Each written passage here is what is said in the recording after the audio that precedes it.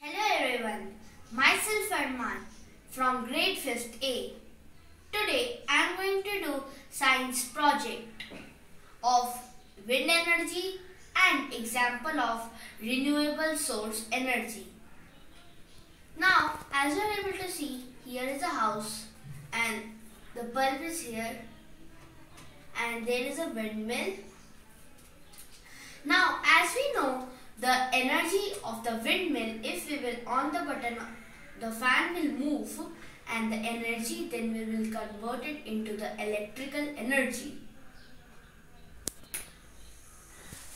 As you are able to see, the fan is moving at high speed and now we will on the house button and the electric energy will be produced in the house.